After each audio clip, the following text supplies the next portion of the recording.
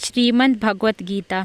जब मन दुखी हो, रास्ते बंद लगे और जीवन कठिन लगे, तब गीता हमें सही मार्ग दिखाती है।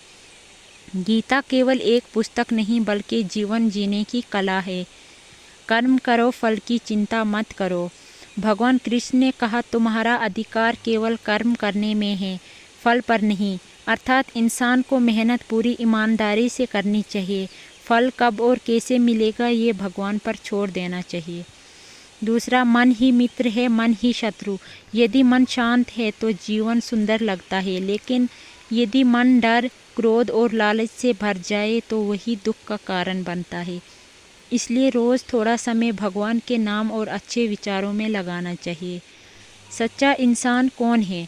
सच्चा इंसान वो है जो दूसरों का बुरा नहीं सोचता, जो माता पिता का सम्मान करता है, जो सत्य और धर्म के रास्ते पर चलता है। वही सच्चा इंसान है। हर परिस्थिति में धैर्य रखो। जीवन में सुख और दुख दोनों आते हैं। गीता सिखाती है कि कठिन समय में घबराना नहीं चाहिए। अंधेरी रात के बाद उजाला ज़रूर आता है।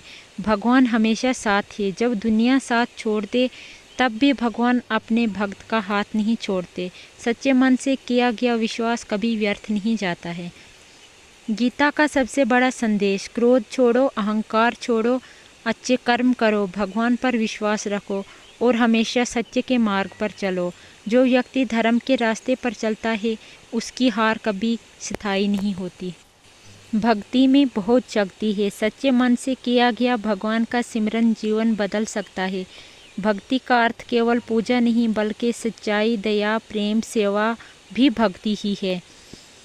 जब जीवन में कोई रास्ता दिखाई न दे तब गीता का ज्ञान अंधेरे में प्रकाश बन जाता है। जो इंसान धर्म और सत्य के मार्ग पर चलता है, भगवान स्वयं उनकी रक्षा करते हैं। मन को नियंत्रण करना सबसे बड़ा युद्ध है। दुनिया का सबसे कठिन काम अपने मन को काबू करना है।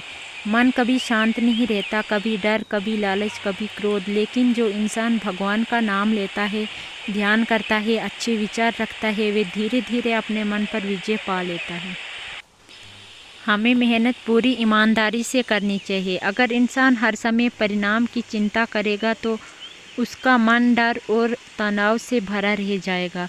जो व्यक्ति बिना स्वार्थ के अच्छा कर्म करता है, भगवान उसका साथ कभी नहीं छोड़ते। कठिन